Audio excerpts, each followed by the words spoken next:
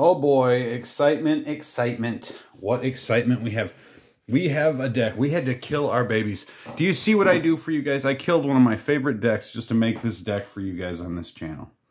So, what do we have here? We have mono red prowess with green. There's a little bit of green. So, we'll get right into it without further ado. I have not even played this deck yet. So, oh, we got the plot. Oh, we got the plot. So, we will get right into this in our creature base. Perfect. Let's see here. Okay, there we go. All right, where would a prowess deck be without mutagenic growth? Am I right? Okay, so of course we have Dr. C in the deck. Whenever we cast that non-creature spell, we surveil 1. We got the Delirium, and as long as there are 4 or more card types among card types in the graveyard, Dr. C gets mad. She gets +2/+2, has flying, attacks each combat if able, and she is mad, friends. Very angry. 1, 2, 3, 4. All right, so rounding up our true prowess creature, and the only really true prowess creature in the prowess deck. Prowess has gotten strange, right? Monastery Swiftspear. Haste prowess 1, 2. 1, 2, 3, 4. And we have the prowess creature that is the real showpiece of prowess this year, in my opinion. Doesn't have prowess, but instead gets +2/+0 until end of turn. But it has that wonderful plot mechanic there. So we can exile it, play it back. It's absolutely sweet. So, has flying, it has haste. Whenever you cast a non-creature spell, Slick Shot Show Off gets +2/+0 until end of turn. That's pretty dang cool. And like I said, that plot mechanic is just so cool. 1, 2, 3, 4. You recognize those guys. Yeehaw!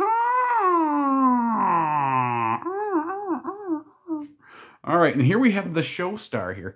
This was a card that I was real excited about, and I got a bunch of them. So we have Amped Raptor. We are running 4 of these as well. It's a first strike 2/1, so that's pretty good. When Amped Raptor enters the battlefield, you get 2 energy counters. Then if you cast it from your hand, exile cards from the top of your library until you exile a non-land card. You may cast that card by paying an amount of energy equal to its mana value rather than paying its mana cost. So, what do we have here is such a better version, in my opinion, of the Questing Druid. Because with Questing Druid, you put it on the quest, and then you bring it back from the quest, and it is going to cost you 4 mana.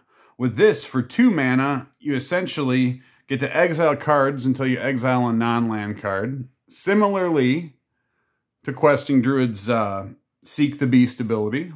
It's an instant, though. So you get to do that, plus you get the mana. So this thing, essentially, you can play 2 spells for free, because almost all of our spells in this entire deck, including the sideboard, are 2 or less mana. So something's going to be played for free. We can even play other Amped Raptors. Amped Raptors. Amped Raptors. That's a funny word. 1, 2, 3, 4 of the Amped Raptors. Okay, Amped Raptors. All right, man, we got a crowd here. You see that's my banjo player. If you ever hear banjo playing, it sounds good. It's not me because I don't play it good. I'm just kidding. It's always me playing the banjo when you hear it. But that's not a real banjo. That doesn't play anyways. We have mutagenic growth. So how wonderful to cast a couple of these on a Slick Shot Show Off out of plot. 4 of those. I like that. Some people I see are running 2 in similar decks. We want 4. Now, Lightning Bolt is just wonderful because this is going to be pushing our opponents along pretty good.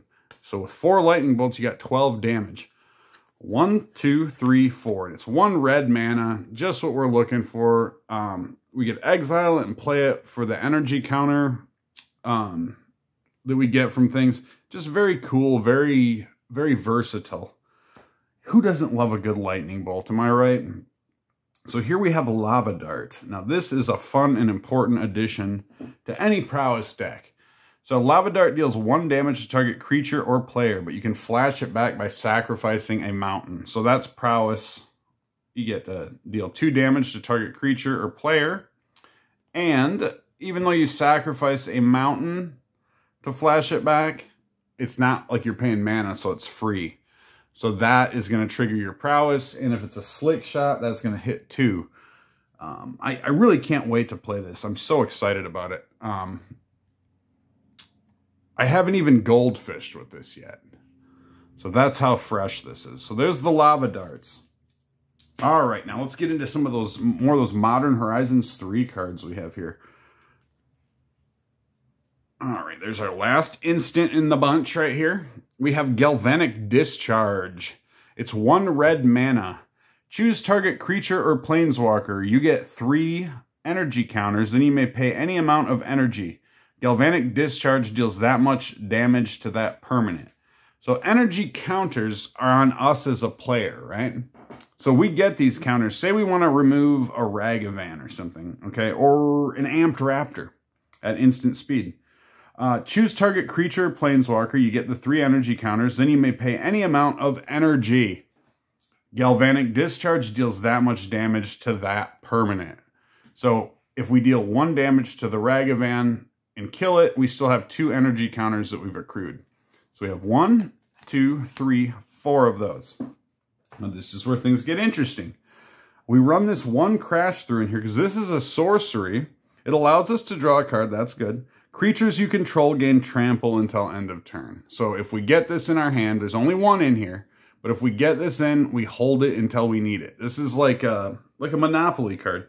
So if the Howdy Doody opponent decides to get, our Howdy Doody type opponent decides to get crafty with us or something, with a bunch of tokens or whatnot, we can get that damage through. Even though we do have a flyer, I like Crash Through because it's the only sorcery in the deck. So it is a card type. We have Mishra's Bauble, of course. And the Bauble is 0. We sack it. We look at the top of a player's library. We draw a card at the beginning of the next turn. So upkeep, this deck moves very fast and it empties your hand very quickly. So this is going to keep our hands full if we need it. It's going to trigger prowess as well. So 1, 2, 3, 4. Isn't this deck blinging? Do you guys think this is blinging? Because I sure do. All right. Okay. So here are the last artifact of our 8 artifacts. When Unstable Amulet enters the battlefield, you get 2 energy counters. Whenever you cast a spell from anywhere other than your hand, Unstable Amulet deals 1 damage to each opponent. So that is going to be great. Just because Slick Shot's doing that, the Raptors creating a situation where we can do that. And this itself creates a situation where we can do that. Oh, excuse me. So we are accruing energy counters, right? The last card I just showed you guys, where is it? The last instant we went through. Galvanic Discharge. So choose target creature or planeswalker. We can hit it with 1. We have 2 saved up energy counters, right? Just like we get energy counters from Amped Raptor. But say like you get 2 energy counters from Amped Raptor, okay? And then you use those 2 energy counters to play this, and you get 2 more energy counters. So you can pay 2 energy counters, then exile the top card of your library. You may play it until you exile another card with Unstable Amulet. So we can chain these along pretty good. And casting cards out of exile, if we have a couple amulets even on board, is going to be really devastating. So I really like this. It's really cool. Actually really had a hard struggle with this or Manamorphose, but because of the energy aspect of this deck, I think Manamorphose could work better in a different setting. So that being said, we're running 4 of those amulets. Now, this will, in essence, when we use this, mess up some things, like if we have a Delirium thing going on. But Underworld Breach, we're just running 2. So each non-land card in the graveyard has escape. The escape cost is equal to the card's mana cost plus exile 3 other cards from the graveyard.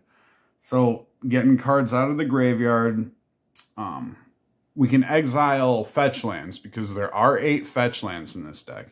We can exile discarded mountains and things like that, but we want to try to keep the 4 card types in there if we have given Delirium over to our Dr. C. So that being said,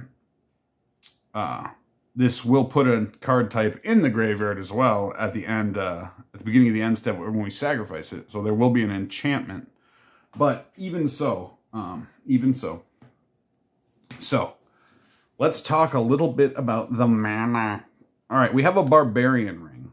So we can tap, add 1 red to the mana pool. Barbarian Ring deals 1 damage to you. This threshold here, we can pay 1 red, sacrifice Barbarian Ring. Barbarian Ring deals 2 damage to target creature or player. Activate this ability only if 7 or more cards are in your graveyard. We are definitely going to have 7 cards. This is one I'm really excited being legal and modern again. Because I think like in these fast-moving like burn archetype decks, things like Barbarian Ring are really, really versatile because you don't need that land come late game. But late game, 2 damage could end the game. So a well-placed Lightning Bolt and a sacrificed Barbarian Ring could certainly finish the job, my friends. So now let's get into the fetchables. Our fetchable vegetables.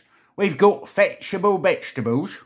I don't know why that's fun to say. It's fun to say. You should try it at home, kids. Say, fetchable vegetables. We've got fetchable vegetables. All right, Bloodstained Mire. We have a Scalding Tarn. Sorry, horse. 2 Scalding Tarns. We have Woodsy Footsies. 1, 2, and a 3. And we have 2 Arid Mesas. So that's a lot of fetchies, right? 1, 2, 3, 4, 5, 6, 7, 8. Now let's talk about our fetchables. Check this out, kids. 1, 2, 3, 4, 5, 6, 7, 8. So we have 8 fetchables and 8 fetch lands. Now, our Barbarian Ring rounds us up to 7 lands. And it's not fetchable, nor is it a fetch land. So, if you look here, we have 5 basic mountains. See that? And they're very easy to find because of the way they look. And just 3 stomping grounds. Because we generally don't need green. But, that being said, if we do need the green, I'll show you what it's for as we get into the sideboard here. We will go ahead and put this away. All right. Plot, and we will pull the sideboard. All right, Dr. Donut. How you doing there? All well? All is good. All right. So, we're running Unholy Heat because we have Delirium things. So, Unholy Heat deals 2 damage to target creature or planeswalker. Very good. Unholy Heat deals 6 damage instead if there are 4 or more card types among cards in your graveyard. Generally, there will be 1 and 2 of those. So we have the enchantment Blood Moon, and this is the most expensive card in the deck mana-wise. So we are running 3 Blood Moons. This is if our opponent has a very greedy mana base. 1, 2, 3. So we have Tormod's Crypt, running 2, sacrifice Tormod's Crypt, exile target player's graveyard. Of course, we can do that at instant speed and stop any type of evoke shenanigans. But also, it's a free artifact that we can cast for free and get a prowess trigger. And if somebody is trying to fill their graveyard for things other than just scam, other things going on, we can empty the graveyard at our leisure. Not to mention, it is going to cost somebody to sink an artifact destruction into this. Now, here is Harsh Mentor. This is a card I was excited about because I saw this kind of as like a bulk rare back in the day. However, I think now this card is relevant. I ran Tunnel Ignis and Burn, and I still do. I've been running 2 Tunnel Ignis and Burn. But whenever an opponent, okay, for 1 in a red, whenever an opponent activates an ability of an artifact, creature, or land on the battlefield, if it isn't a mana ability, Harsh Mentor deals 2 damage to that player.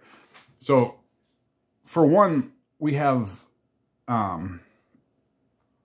so much that this can hit. And just in these new shells being played, there's even more. So, activated abilities, I mean, I won't go through them, But let's just think about this for a second. In your play group, I think about it in my play group. Let's look at the current metagame and say this. Whenever an opponent activates an ability of an artifact, creature, or land on the battlefield, if it isn't a mana ability, Harsh Mentor deals 2 damage to that player.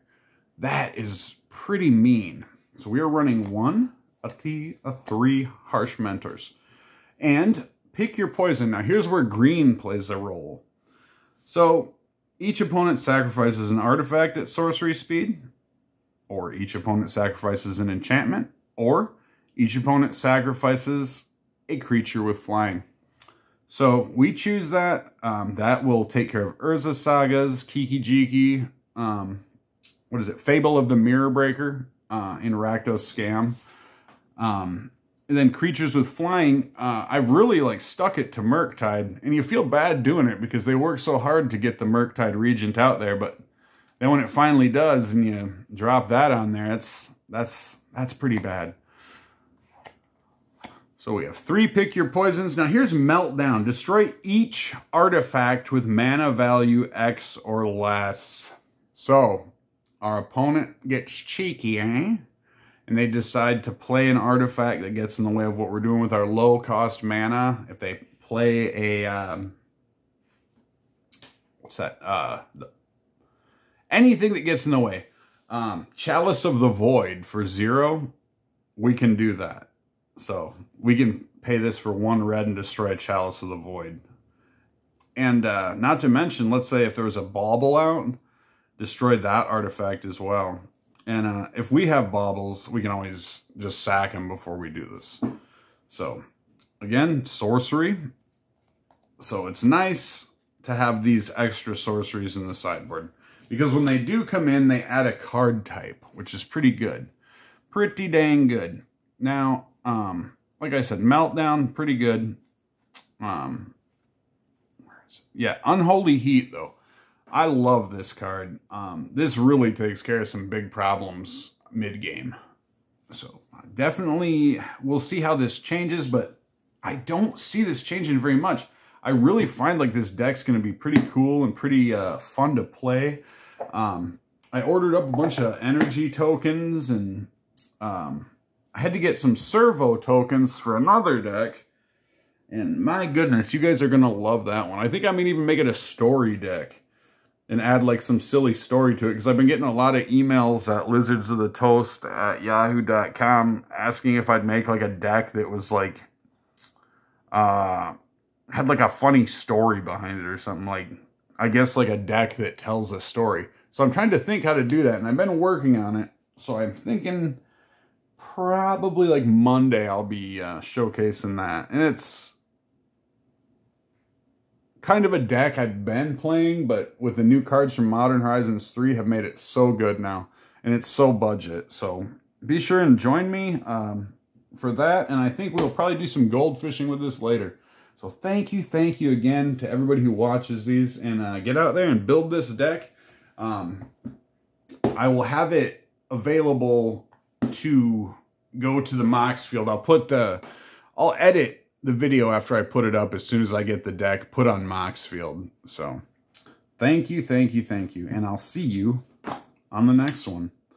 But nobody will be seeing you, Banjo Possum.